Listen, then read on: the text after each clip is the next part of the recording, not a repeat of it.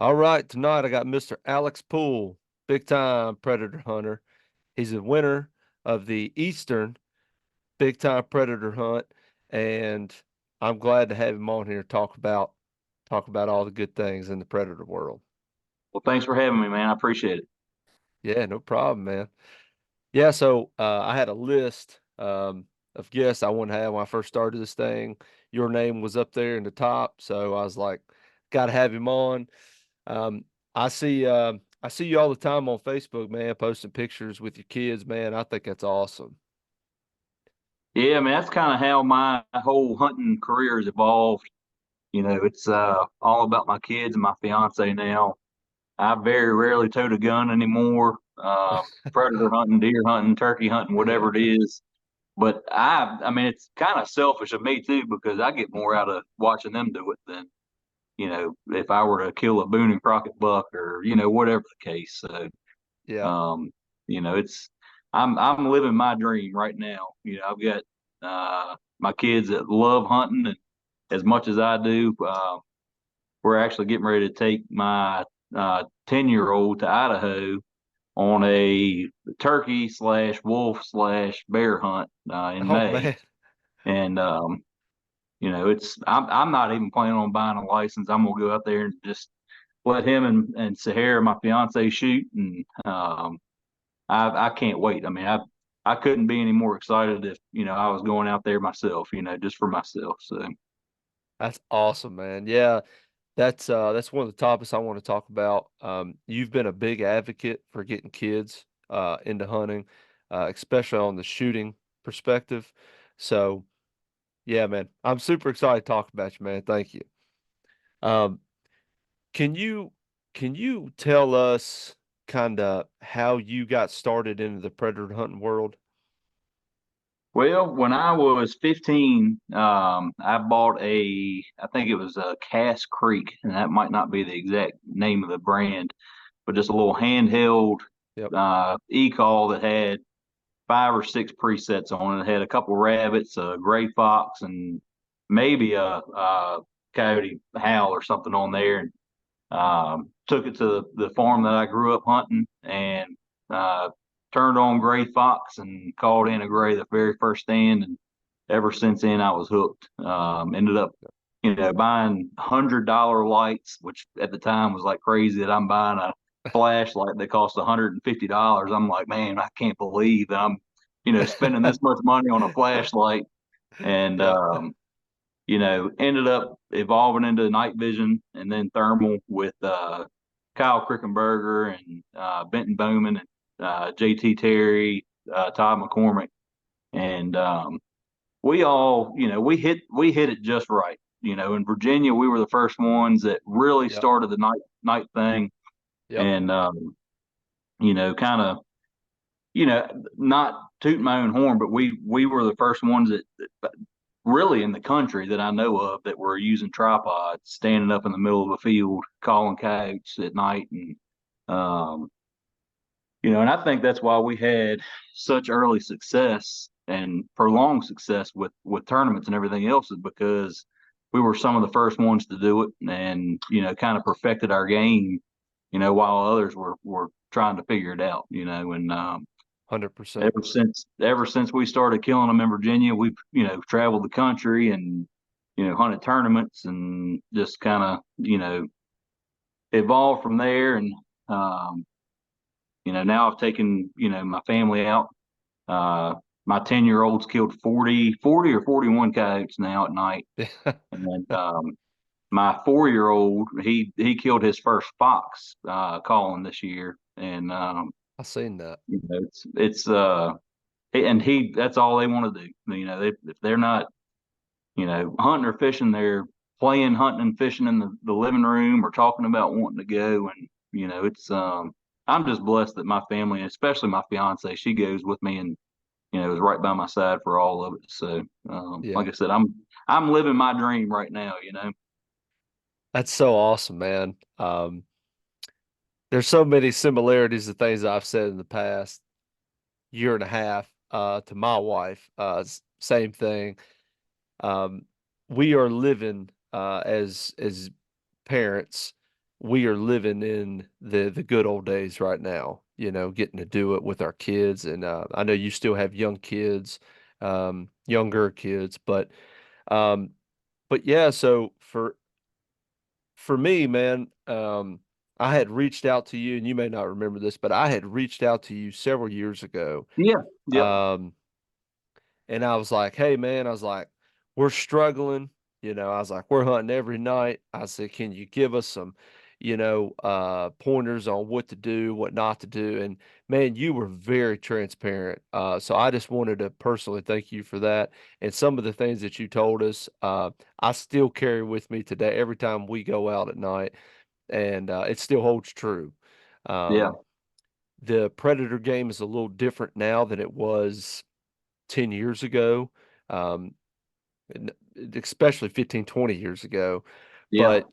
But you and Kyle, JT, all those guys, y'all really did change the game as far as the thermal night vision shooting tripods and uh really the AR platform too. I mean, I guess y'all could be accredited with that just a little bit as well. I know they were using it, Southwest, out west, Right. um but here in Virginia you didn't see that. You Right. didn't see that. Yeah. And so I wanted to personally thank you for that because you gave me some wisdom that I've shared with other younger predator hunters, and um it still holds true, man. So that's pretty cool. Yeah. I mean, I love predator hunting, and unfortunately over the years I have gotten more guarded with what I share with people, because Absolutely. I've taken people and next thing I know they're going behind me and picking up my land. And I'm sure that you and anyone else that predator hunts is listening to this right now knows Knows exactly that. what I'm talking about. And it's a Yes, shame, it but is. even still today, man, if I you know have a question from someone that I can tell is a genuine person, I'll help them out. Yes, But it is a lot of fun. It's something that you can extend your season with. you can. And predator hunting is, to me, especially coyotes. If you're a good coyote hunter, deer hunting and turkey hunting and everything else is kind of a lot easier if you're a good predator hunter. You have a coyote that comes and runs into 100 yards and stops for a split second. You gotta be quick on the gun, and know when to shoot and everything else. And when you have a deer feeding at 100 yards, I mean, it's like, all right, all right, we'll Yeah. shoot him. Right, It's a right. to coyote hunting, but it really just sharpens your skills for everything, all types of hunting, It truly So, does, man. I've always said that squirrel hunting, it comes in September for us. That really, for me, man, it really knocks the rust off, which, guys like us, we hunt year round, coyotes in the summertime as well. But, and, when squirrel season comes in, man, I refound that love, here about, 7, 8 years ago, and me and my wife go, and, hmm it's so much fun getting the hickories, man. And it really, the world kind of slows down, as you're in the hustle and bustle of the summertime and all that stuff. But, um, when you're when you get a chance at a coyote and he comes in, and a predator never stays still. I mean, a cat's a little bit different, right. bobcat, but a fox and a coyote, they are never standing still. They're constantly on the move. And if you can reach out there and touch them, 150, 200, 250 yards and kill a coyote, I mean, that at nighttime, that is something to hang your hat on. That's an impressive feat. Oh yeah, yep. And even squirrel hunting, like you just said, I mean, I take my boys and we head shoot them. I mean, that's what we try to do, because when I was growing up, I had a shotgun, and you just put the Oh bead on yeah, them and shoot. But I have a Ruger RPR rimfire that I put on my tripod, and boys, they have a good steady rest. And uh, unless they can't see their head, that's what they're shooting for, because it just helps with their helps them practice precise shots. And it does. you know like my 4-year old, I took him out a couple weeks ago and put a 3-inch steel target up at 100 yards and sighted my 22 in for that and was moving the tripod, way off the target and letting him practice moving the gun, getting on the scope, and getting on that 3-inch steel target and shooting at 100 yards. And that's what I did with my 10-year-old Eli when he was 4 or 5 years old, and we would shoot hundreds of shots a day, and that kind of practice is invaluable. I mean, um, to this day, I will say this: at 10 years old, I have hunted with hundreds, dozens and dozens, hundreds of people across the country. I would take Eli hunting in a tournament over 95% of them. He's just because because he's grown up with it and right. he has ice in his veins, man. I mean, and it's come from practice and coaching, just experience. And even though he's that young, I mean, he has the knowledge from going and practicing with me, and all that stuff, squirrel hunting and target practice and everything else, just um, all blends together to help you out. I mean, um, and then once you are efficient at predator hunting, I really truly believe once you're efficient at killing coyotes, everything else is easy. I think so. Yeah, man. Because um, you know, the biggest thing that I had to learn the hard way was the wind. And we live in some pretty unforgiving terrain here in the mountains. So you get those drafts, and it's just, I mean, you can watch wind, and it's just, I mean, you know, All over the place. it's all over the place. It's amazing, and I say this every year during deer season. It's amazing that we ever kill any quality deer in this area Yeah, because the wind is never in our favor. It's constantly, if you get a strong, hard wind, it's most time 30, 40 mile an hour, you that's right. know. Yeah, yeah. Um, but the videos that you've posted off of your the thermal with your kids shooting, man, it's impressive, because for anybody that's not, for anybody that's listening that doesn't know what we're talking about, they're shooting through a thermal scope, and the only objective that you have is whatever that scope's magnification is, right? The field of view. So Right. when that person looks through that, especially being a young kid like your son, looking through that scope, and then you sitting there saying, hey, 11 o'clock, 12 o'clock, whatever it is, for that person, again, being your son, to get on that scope and look straight down through there to find the target is a feat in itself, but then to actually make the shot, given you have range factors, 100 to 200, 200 to 300, whatever it is, and then to put that bullet where it needs to be. That is something that is truly an art, man. It's awesome. It is. And going from using lights, which I did for years, you have unlimited field of view with lights. I mean, Yep, you are limited to, especially in Virginia, you're gonna spook some coyotes with lights.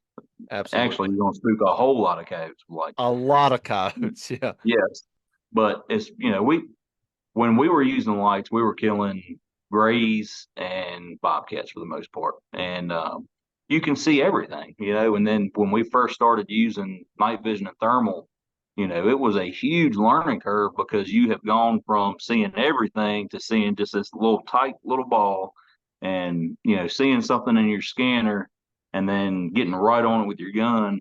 It's not super hard, but it is a learning curve to it. That yes. somebody's new to it, they're going to struggle. And I think what helped me was when I, you know, first started with night vision and thermal, I had a night vision clip on, no scanner, and I was spinning around in a circle in a field, scanning with my gun. And, Yep. that was super tough. And, once I got a scanner, it was like, well, now I've got something, Change the just game. made it, oh yeah, made it a whole lot easier. But it's there's definitely a learning curve to it, but any good hunter will pick up on it pretty quickly. You can, and what we have learned over the years is muscle memory. So we go out, the first, if it's been a while, that first hunt, there is definitely a lot of rust there. And you're Oh like, yeah, okay, and you've had them pop up and you're like, okay, and whether we kill them or not, you could definitely say, okay, yeah, there's some rust here. But now you get 2, 3 weeks in and, um, the guys you're hunting with, or maybe you're hunting by yourself, you notice that you can take that scanner, drop it, and get that gun on your shoulder just like that, and you can be right. exactly where you need to be, or with your body orientation where that gun needs to be. That's right. And Yeah, that's something that the only way you're going to learn that's being out there.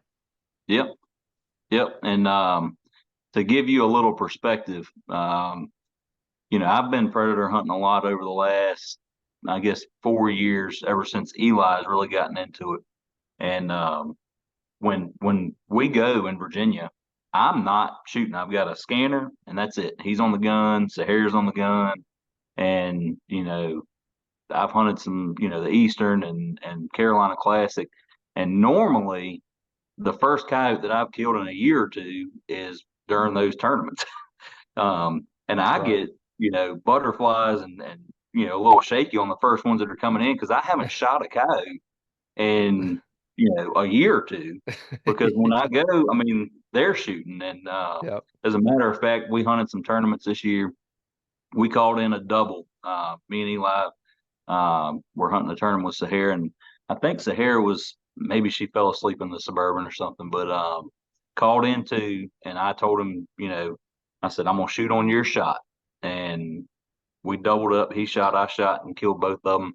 And at 10 years old and 5 years after he killed his first coyote, that's the first time he's ever seen me kill a coyote. I mean, that's how much I'm shooting when we go. Right. Um, and which is awesome.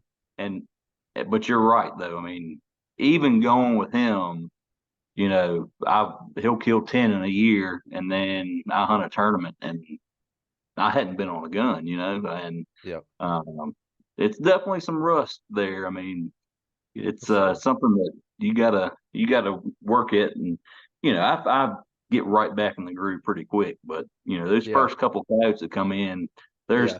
there's some butterflies there because I'm not used For to it. sure. It's like I used to be. For sure. And something that I had to learn going on my own, man, that's a lot.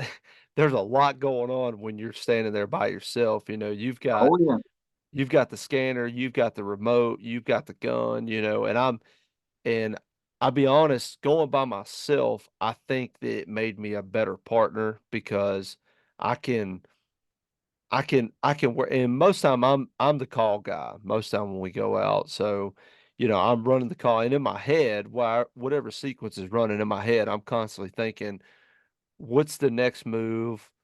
I'm constantly looking at, okay, conditions, and I'm thinking to myself where we need to be at versus a lot of people that I have taken, they're just like, I'm here, what are we shooting at? that's And right. people I'll talk to them once we get in the truck, and they're like, what were you thinking about? Because they'll try to talk to me, and I've got so much going through my head, and I'm just like, That's man, right. I'm trying to figure out the best path for you, after this, Right. because I'm the same way, man. I've had taken my brother-in-law, I've taken different people, and I just set them in front of the gun, and they're like, okay, so they figure out I can look through the scope, here's my range of view, and okay, I can kind of move them to where I need them to be at to shoot, but everything in between there's a lot going on. So Right. yeah, there's a lot going on, and it is taking a kid, man, that I tip my hat to you that I have not done that yet. That has got to be a different ball game. It is. I mean, the first time I ever took Eli out, I called in a coyote and called it up to probably 125 yards, and I barked and stopped, and he had been dying to go. for a year and a half, and um, I explained to him how things were and blah blah blah. And I said if I ever bark, that means he's in range. If he stops, shoot him. And the first stand I ever took him on when he was on the gun, one came in and it stopped facing us, and right, I mean, a second and a half after the coyote stopped, he smoked him. And I can't remember if he was 5 or 6, but I was beside myself how quick he got on the coyote, how quick he got on him when he stopped, and the fact that he dropped him like he did. And um, for I think for the first 10 coyotes, he never missed one. The first coyote he missed was one that we've all had it happen. They come in and they stop for a split second, and you go to And break the take off. shot, and they're gone. The bullet, if they had stayed there, I mean, he's dead. But Yeah. he's just sitting there anymore, and he missed that one, and he went on another streak of 15 plus before he missed another one at close to 400 yards. And it's pretty impressive how good he's been. But especially, I mean, we all know how tough it can be. I mean, when they come in and Absolutely. stop for 10 seconds and just kind of piddling around, I mean, they're not that hard to hit, but they don't do that very often. And No. his instinct for when to shoot and getting on them and squeezing the trigger, knowing he only has a split second to do it. You can't teach it because I've hunted with, like I said, a bunch of people that they'll miss 5 or 6 before they gut shoot one at 60 Right. yards. And Right. it just I guess being around me and having, I mean, I'm constantly in his ear. Even Yep. the guy coming in, I'm like, all right, just coaching him no matter what the situation is. And I think that just having me there, just coaching him through the process and when to shoot and this, that, and the other, he stays calm, and it's translated to him being 10 now. I don't have to tell him anything. Yeah. When I bark, he shoots. And, Yep. uh, real proud of him this year and my fiance. Last year, he shot at a couple running, and, I saw the dirt fly up right behind them or right in front of them. And we called in a double in a tournament this year. And Eli dropped the first one, and as soon as he shot, the other one took off. My fiance Sahara, she didn't have a shot, and it was getting ready to go in the woods, and they both shot at the same time at 200 yards, and they double tapped him running straight away at 200 yards. And like, to Yeah. me, that That's hard. was like the most awesome thing because Yep. we're shooting suppressed, and I heard pop pop, and I heard both bullets hit it, and I'm like, that is awesome because shooting a running coyote is hard too. I mean, It's it's 7. hard. It is. And I've hunted. I'll be the first to tell you, Todd McCormick is probably the best shot that I've ever hunted with. Him and Benton on running coyotes. Um, they take off running, and if they're shooting, I'm like, all right, they gonna shoot. They gonna shoot, and the coyotes just running. I'm like, all right, and they shoot and roll them every time. And I'm not the greatest at shooting, shooting them running, but they have just got it down. I mean, a lot of people freak out when one takes off running, especially with an AR. They just start, just racking off Just shots, and dumping it. Yeah. yeah, and that's not the way to go. No. You want to take your time. And I've transitioned. I'm shooting a bolt gun now because I've had tournaments, big tournaments. The second place finish that I had in the Eastern, it was because I had several gun malfunction with an AR, jamming or feed issues or whatever else. So I've gone to a bolt gun, Really? and I'm a better shot with a bolt gun because I know that I can't just sit there and just rack off, Yep. 10 shots before I'm out. And I take my time more, and I'm more efficient with it because I like, I guess, subconsciously, I know I've got to make each Absolutely. shot, you know. Absolutely. And that makes your life a lot harder as well because you're shooting at nighttime. You got to rack that. You got to rack that. Now, do you keep your eye in the scope while you're racking that gun? I, mm-hmm. You Yep. do. Okay. Oh, yeah. Yep. So, but And but I couldn't even tell you how I do it. You know what I'm saying? Like I don't know. it's Like just yeah, I just do it, and as I'm racking the bolt, I'm still staying on the coyote or yeah. whatever else, and I've It is. shot a whole lot of hogs down in Georgia doing that. When I first was shooting a bolt gun, and I think that helped me on the running shots and staying on them, For sure. and however subconsciously that I do, keep my eye in the scope when I'm racking the bolt and staying on a running target. For Um, sure.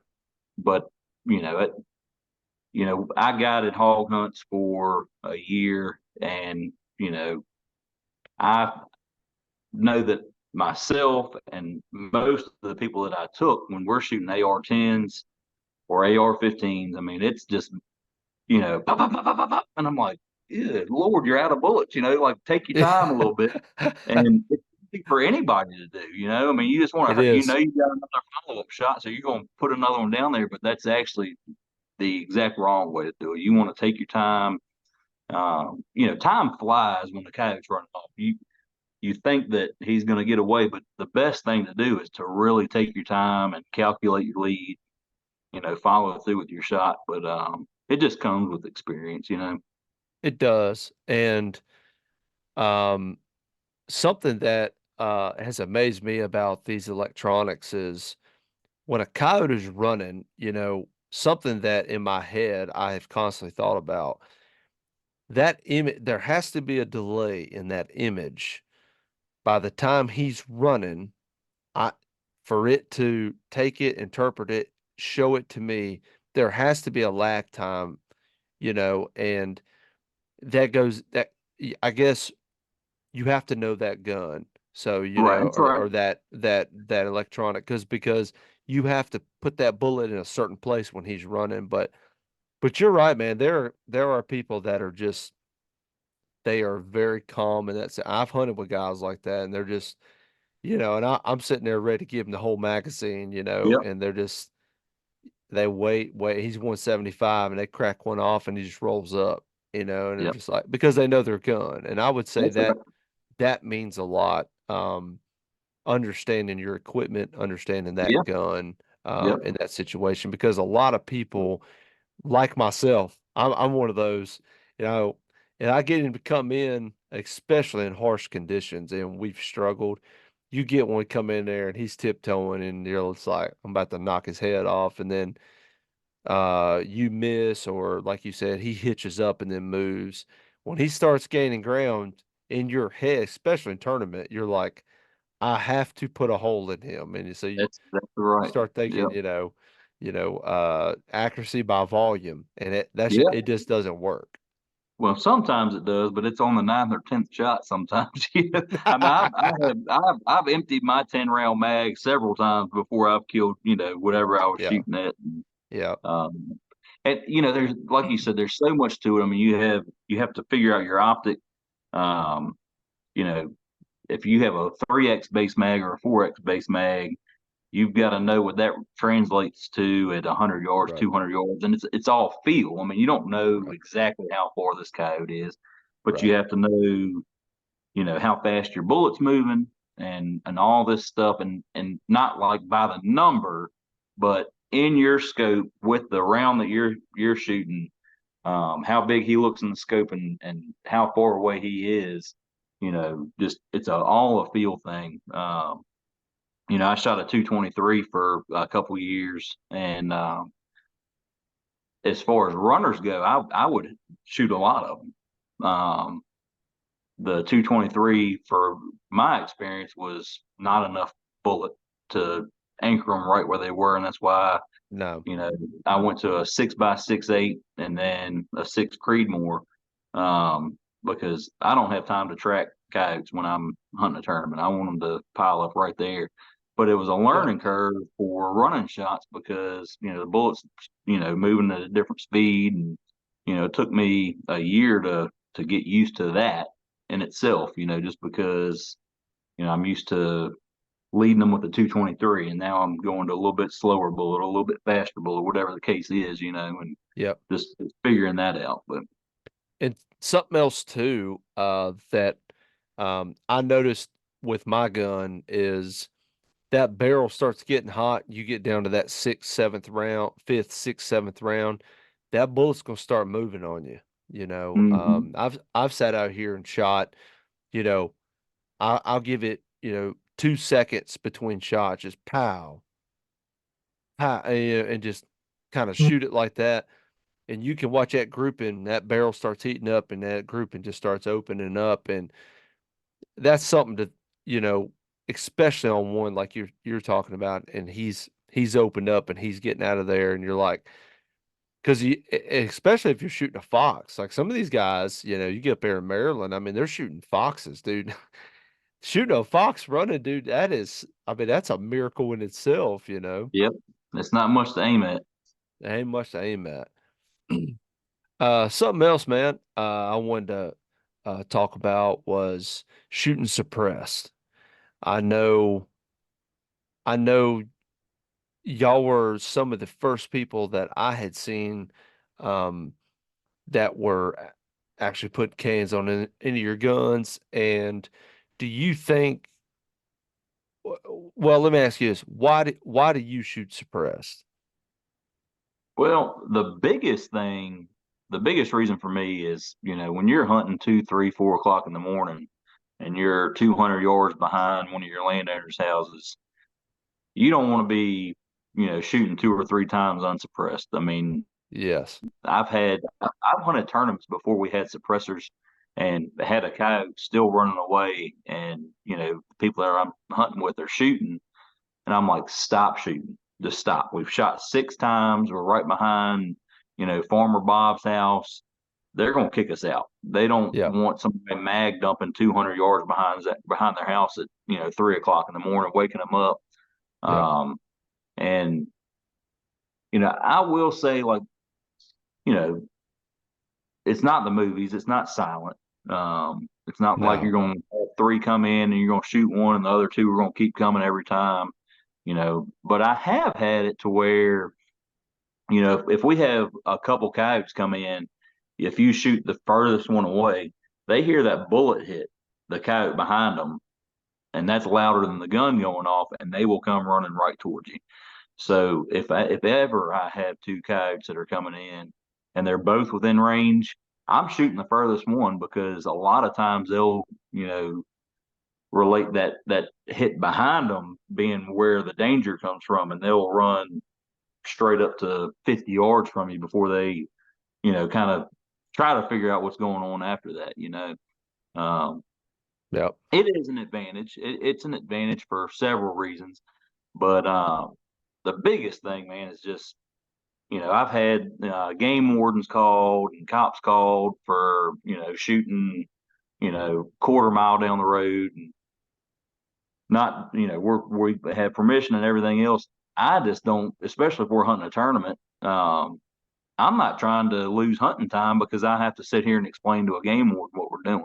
And, which I've done in the Eastern a couple times. Um, we had 3 cops roll up on us one night. I mean, they were like hands on their guns and everything else. I mean, they were ready to roll. What And was you shooting suppressed then? we were, this piece of property was, we didn't even realize it. It was like 100 yards from the field we were hunting through the woods to a subdivision. And we called in 7 or 8 coyotes and we did some shooting. um, we killed 5 or 6 of them. Good night. And you know, we got all the coyotes, did our, videos and everything else, and we go on to the next spot, and we actually were out in the field calling, and we see lights coming down the road. And I'm like, golly, so we walked back to the truck, and the police officers, they were real nice once they figured out, that what we were doing was right. We had permission for. They were cool. I actually got a picture of my buddy Josh, I told the cop, I said, act like you're putting him in handcuffs. I'm gonna, take a picture and post it on Facebook, and uh, and they're cool, but I try to keep as low profile as I can at night, just because I don't want to be disrespectful to the landowners or their neighbors or anything else, because you know they have, say you have a landowner that you're hunting on, and two of his neighbors come up and tell him, hey, I don't know who was shooting on your place last night, but they woke us up and dogs started barking, and they get enough of those calls, and if they don't have cattle or anything else, and they're just letting you hunt because they're letting you hunt, they don't have a reason in their mind. It's not worth the headache for them It's to not have to deal worth with it. their neighbors. So So that was my main reason to ask that. I wanted you to kind of explain that to the audience because a lot of people think a suppressor is a silencer. right, It's not. There it takes the crack out of the shot, but you still have an echo with it. It's not like a John Wick movie. You're still going to hear it. And if there's somebody out on their deck, especially in the summertime, yep, we've run into this problem in the summertime. We've had people come out, confront us, especially on really, really long driveways, and they're like, "Hey, what's going on?" This and that. Especially when we've dumped 4 or 5 shots down in there, and it always it's like, "Hey, we're just here to kill coyotes," and then once they kind of understand that, they kind of like, "Oh, okay." Unless there's some people that are not okay with it, but for the Karens. general, yeah, exactly, yeah, and so I'll cut this out if you don't want to talk about it. But you posted a picture, and I'll never forget this. I was scrolling through Facebook one day, and you had a picture. It was like on your deck or something, dude, and there was bullets everywhere. And you said we were shooting suppressed, but guess what? They didn't like that, so we went unsuppressed. Yeah. I started dying laughing because I've run into that issue before, so I kind of understood the sympathy there. But if you want me to cut that out, I'll cut it No, out. you don't have to cut it out. So what happened was, I lived um, way off the main road. I had two homes that I could see from my house. I had 14 acres with a pond, and um, it's kind of a long story. The one of the houses that I could see from my house was the person that owned that. Their family owned the property that my house was on before it was sold and split up. It had a pond on it, and they kind of, I guess, felt like they just had a right to the land because their family used to own it. They would drive their tractor all over my property, go down to my pond without permission. And, I'm a nice guy. Like, you come to me and ask me, for this, that, or the other, and I'm fine with it. But I'd never talked, like, we moved in. I'd never talked to the guy a day in my life. He's driving his tractor like through my yard. He had one of the outdoor wood stoves that, uh, he had a ton of wood that he'd stack up like on my property. Long story short, I confronted him, and I say confronted. I was nice about it. I was like, "Hey, man, I really would appreciate it if you didn't drive your tractor in between my house and my barn. Like, my kids play out there all the time. They could be running around the barn. You're not watching, run them over. Like, I just don't need you riding your tractor through my yard, more or less." Right. Um, and they were, like I said, they were going down to my pond without even ever introducing themselves to me. And it was a respect issue for me. And like, it was over after that. Like, they, put eyeballs on trees facing my property, and just were very just confrontational themselves after that. Well, I was going to go predator hunting one night and went up on the deck of my barn and shot one or two times suppressed, and just to check my zero. And a few minutes later, two cops roll up to my house like they're SWAT, because my neighbor had called and said that I was shooting full auto off my deck. Hmm. I think that they said that to get them to come out, but I don't know. And after all the dealings that I'd had with them, that was kind of just the straw that broke the camel's back for me because it was suppressed. It was 7 o'clock at night during the winter. It was dark. So It it's wasn't like still I was out there. early. Yeah, it wasn't like I was out there shooting at 2 o'clock in the morning, unsuppressed and just mag dumping. And I don't know. I've got a little. I guess I don't deal with stuff like that very well. So a couple of my buddies came over the next night and brought every bullet, shotgun shell, and everything else that they could. And the noise ordinance kicked in at 11 o'clock, and we mag dumped unsuppressed from 6 o'clock till 11 o'clock, pretty much nonstop. And they called the cops again, and when they got out there, I told them, I said, look, I said, y'all came out here last night. Y'all know that I'm not doing anything illegal. Y'all need to get off my property respectfully. Like I know, like I'm not trying to be disrespectful to y'all, but he's harassing me by using y'all. So respectfully, get the hell off my property. And as they Absolutely. as there was two of them, they were walking away. He said, if they call back, about this on this property again, we need to disregard. And I'm like, yes, you do. Um, but that's why you buy property out in the country, so that you can shoot. And like I said, I could completely understand if it was 8, 9 o'clock at night and I'm shooting 10, 20, 30 times. Like it would probably get on my nerves too, with kids and everything else, like trying to get them in bed. I shot one or two times suppressed at 7:30, 8 o'clock, something like that. And he was looking for a problem. And Yeah. you know, the way that I am, he looked for it and I gave it to him. So, you know, Yeah, and there's a lot of people, and I've run into this, not just predator hunting, but I've run into this in other places. We'll say that, and there are people that are just they are unhappy people, and it doesn't matter what you do, they're gonna try to make your life hard. That's just the way it is. yeah, if they But can't be happy, you can't either. exactly. Yeah. Um, let's transition over to one of the things that I really want to talk to you about. Myself having young kids, you've been a big proponent for teaching, taking young kids, put them on a tripod, shooting, squirrel hunting, I know is a big one, coyote hunting. Um, let's dive into taking kids hunting, especially shooting off of a tripod. Mhm. So with my now 5-year old, um, I want to say he had just turned 3 when he killed his first squirrel.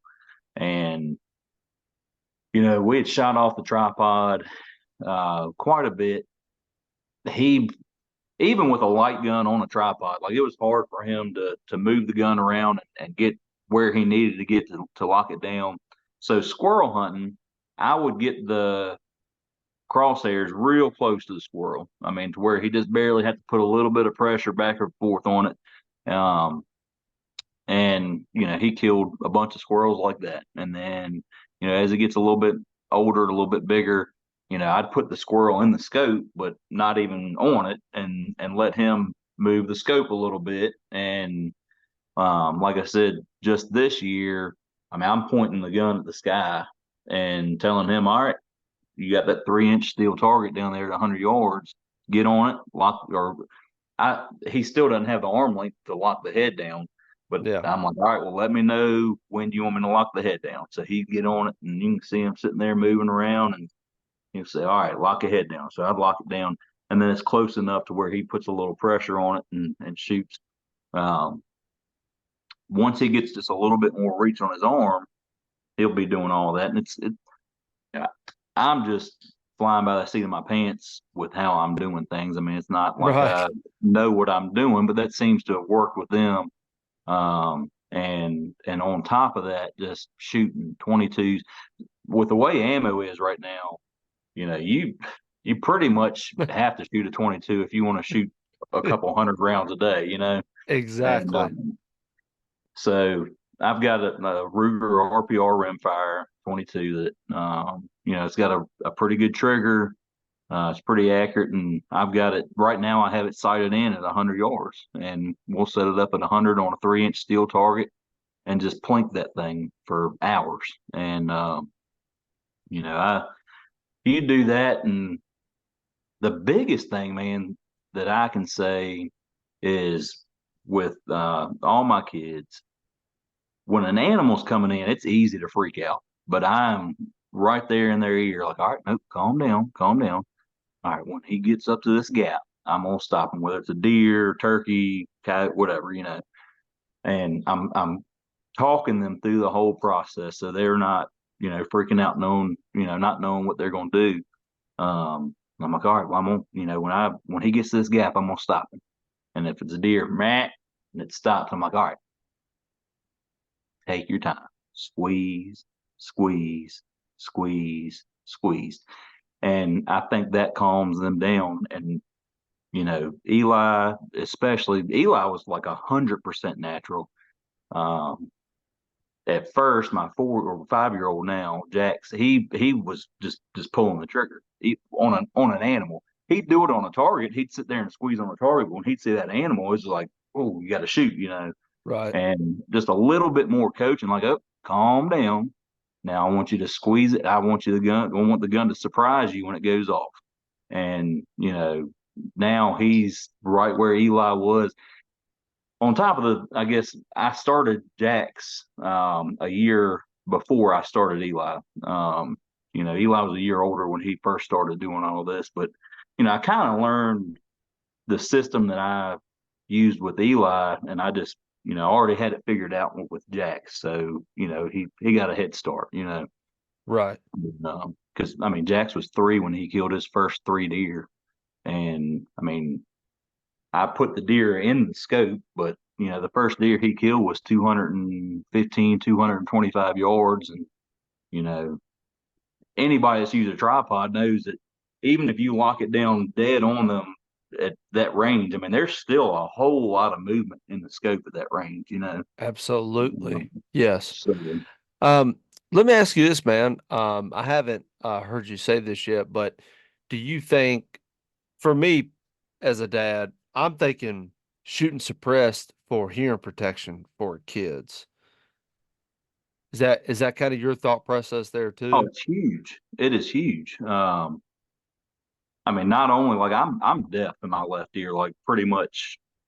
I mean, I have 30% hearing in my left ear from growing up shooting unsuppressed shotguns, rifles, everything else. And um, not only just the hearing safe aspect of it, but that gun, a loud, report from a rifle can give you, trigger panic. I don't know if that's an actual term, but Yes, you're expecting that explosion and can make you flinch.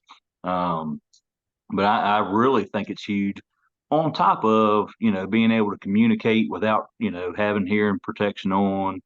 Um, we have a smokeless muzzleloader right now that has a big muzzle brake on it, and we have to wear hearing protection for that because it will make your ears bleed, and it is a huge pain in the butt. When we're hunting, like, all right, here comes one. Putting your hearing protection on and right. trying to whisper and be quiet and have everybody on the same page. Um, it shooting suppressed is, you know, can be beneficial for the game. Doesn't spook, game is bad.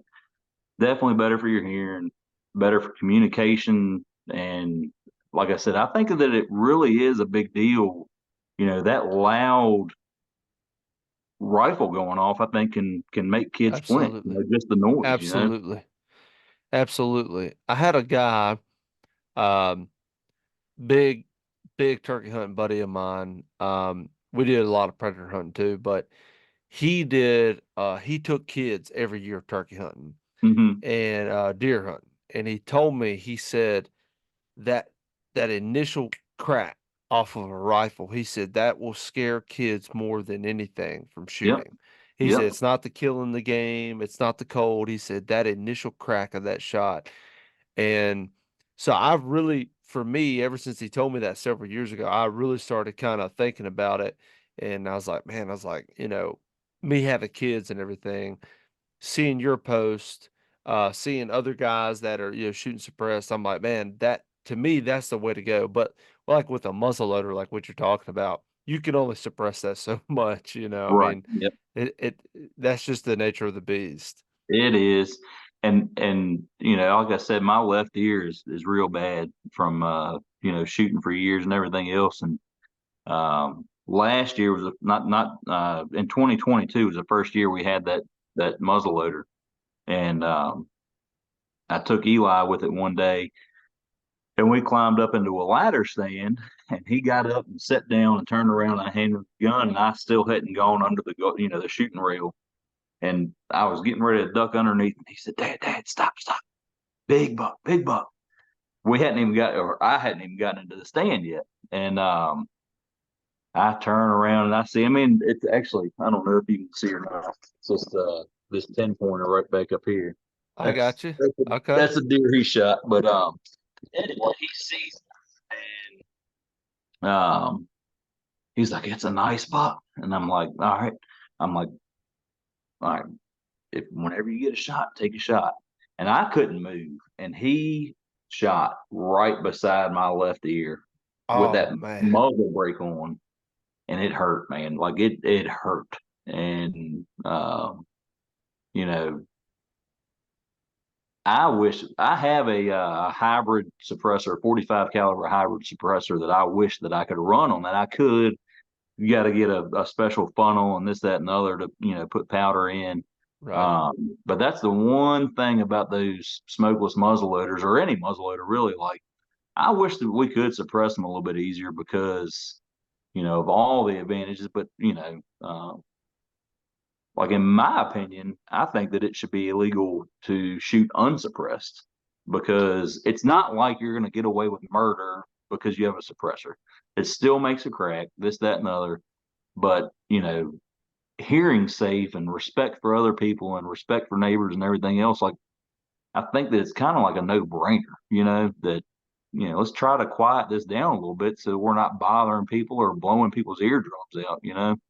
Right. So you would be on board if these gun manufacturers actually included suppressors onto the guns? Oh gosh, yes. I think every gun should be suppressed. I really do.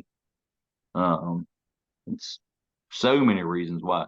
And I don't know the laws in Europe, but I'm pretty sure like over in Europe you can buy a suppressor at a convenience store. I mean, there's no background check or anything else, and they're cheap.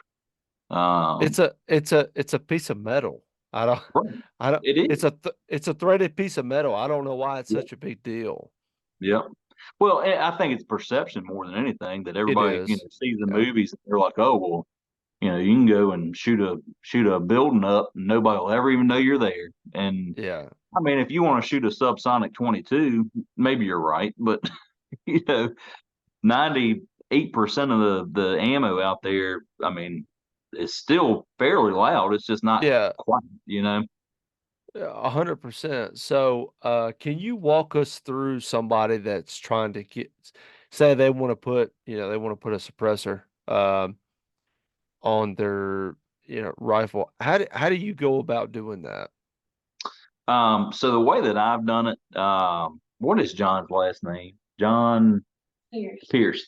John Pierce is an ATF attorney. That's what he specializes in is ATF law. Unless he's gone up, it's $100 to start a trust. You Okay. call him up, give him your info. He'll make a trust in your name. You take the trust to wherever you want to buy a suppressor from. They'll guide you through the process of fingerprints and submitting your tax stamp and your check, your $200 tax stamp check, Right. um, your trust, this, that, and the other. As soon as you get approved by the ATF, You just send your information in to John, and he updates your trust, and you're good to go. And you can add other users to your trust. Um, you know, it's. I think a lot of people have been intimidated in the past because it is a process, and um, there are some, I guess, intricacies to it. You have to do this the right way and that the right way.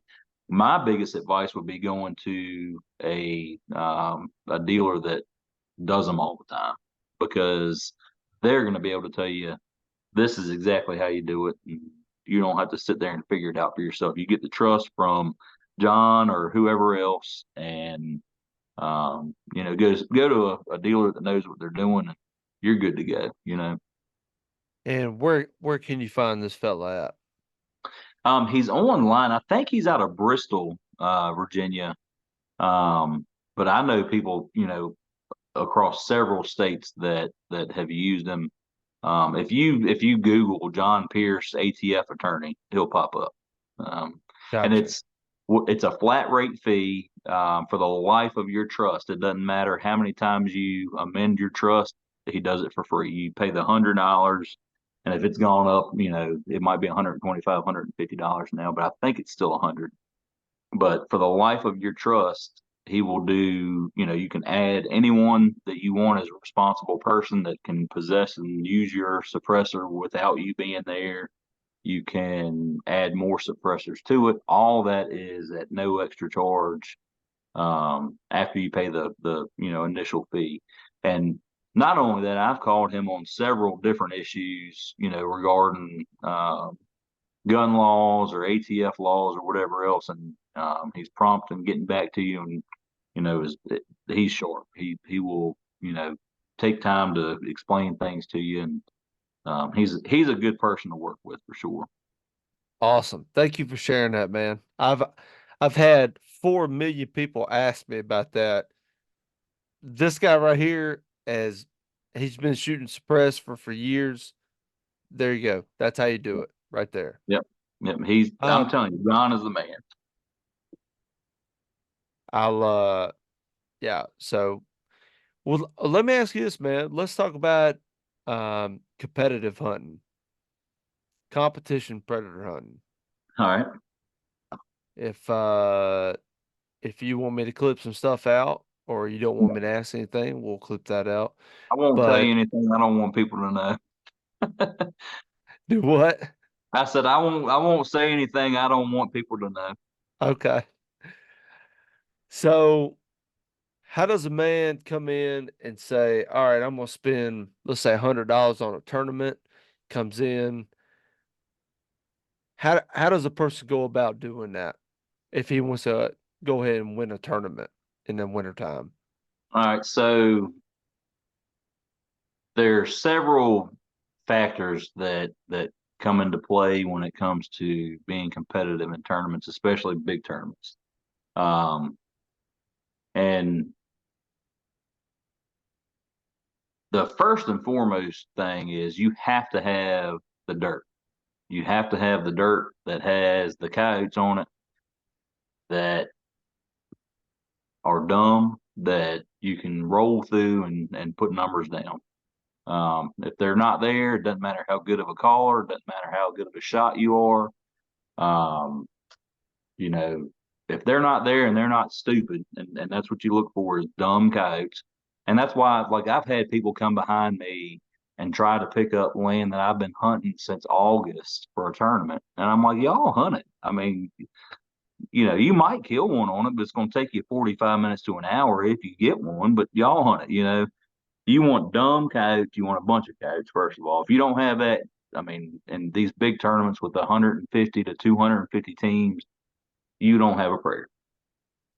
Second of all, you have to have a team of whether it's three or four teammates that can flat out kill coyotes.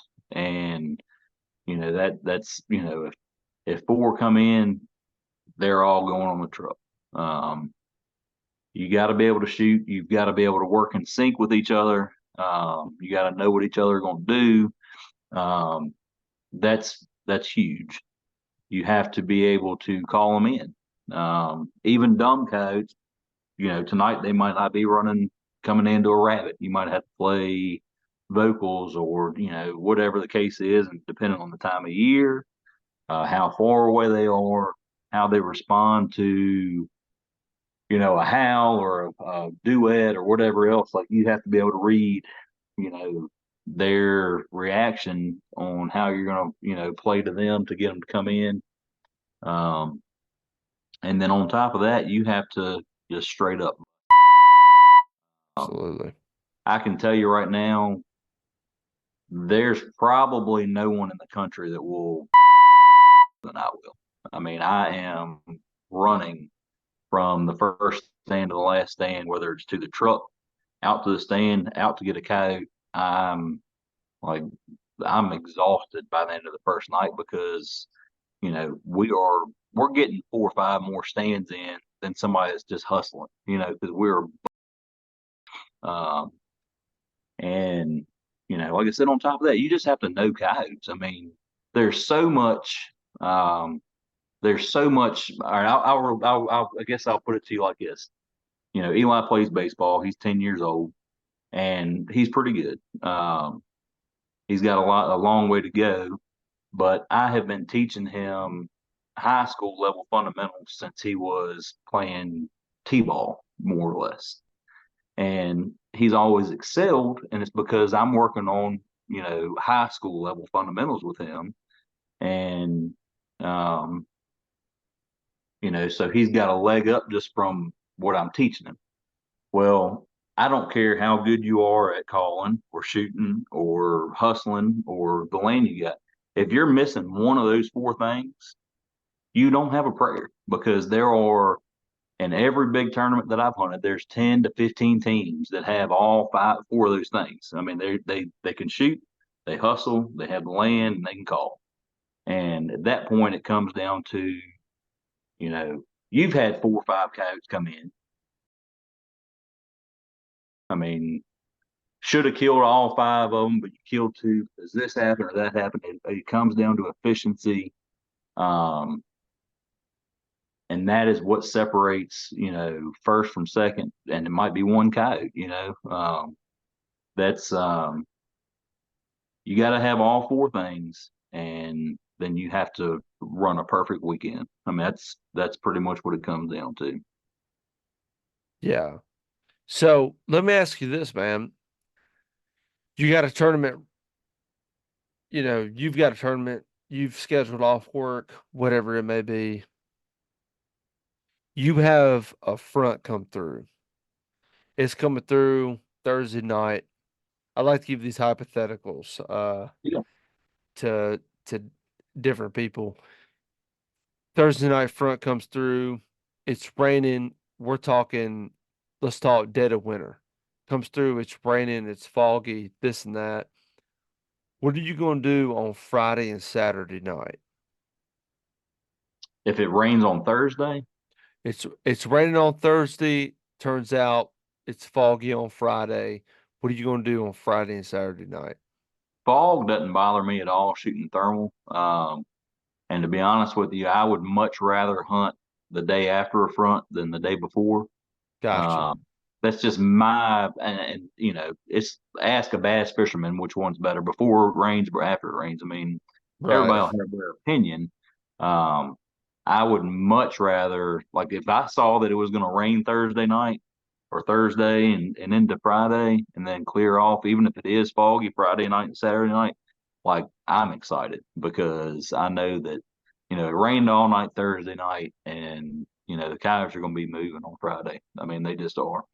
Um, I guess it was, was it the last Eastern we hunted or the one before? It rained 3 inches then Friday night Mm, where we killed 13 coyotes that night. right. We were lifting up the back on the Sequoia, standing under that and calling, looking at the radar, trying to find little gaps here and there. But I mean, literally, we were calling in coyotes in the driving rain. I mean, driving rain. And I mean, how many people do you know that aren't gonna that will go out and do that pleasure hunt? You know what I'm saying? Like nobody's gonna go out in the driving range and do that. Nobody. But I will say this: I have seen coyotes and red foxes in like pouring rain, moving, hunting, and a lot of that might have been, frogs during the summer. That it's raining, the frogs are coming out. I don't know the reason, but it seems like the rain really doesn't bother them that much sometimes. And I think we just had a good night that it was raining Right. uh, when they were still moving, and we ended up. I think that we ended up coming in tied for first, and because we came to check in 30 minutes Later. after the other team. Yeah, Yeah.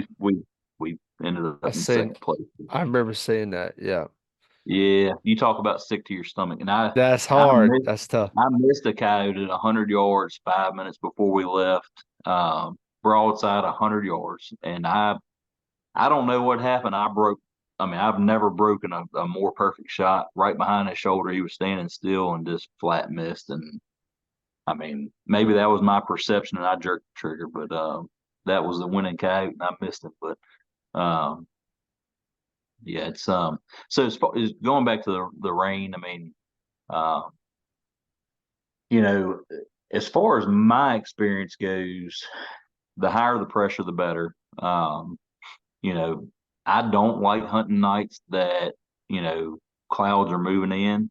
I I think the coyotes shut down.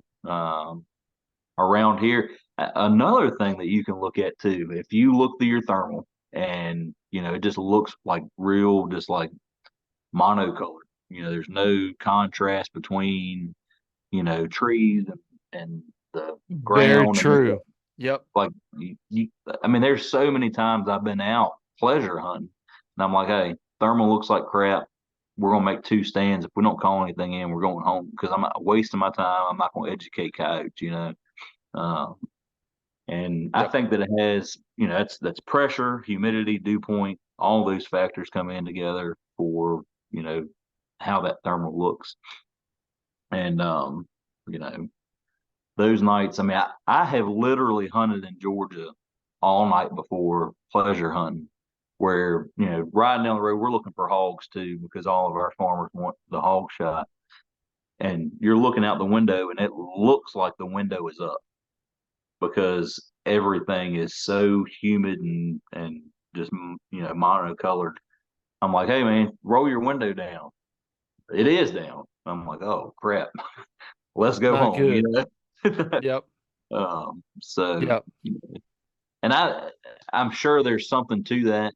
Um, I mean, the clear starry nights seem to be the best ones for me.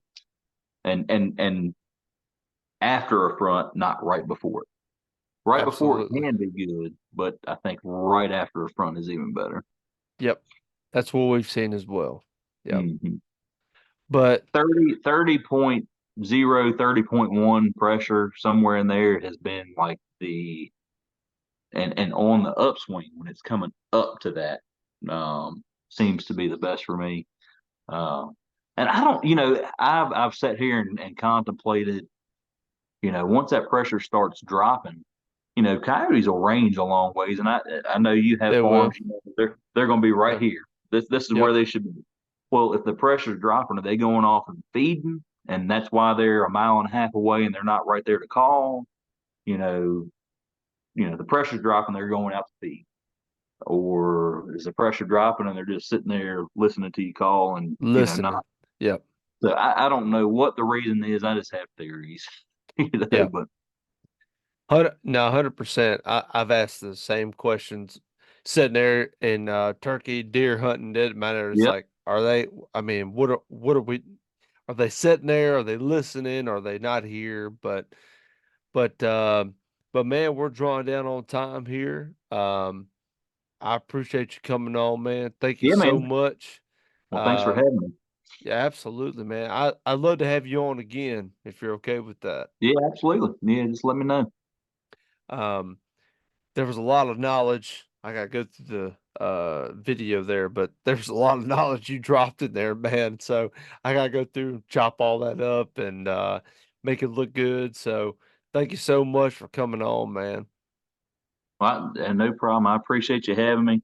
If you don't mind, I'll plug my YouTube channel real quick. Go ahead. Yep, go ahead. Um, we're so last year was my first year editing videos. I mean, self-filming, um, self-editing, everything else, and I've learned a lot.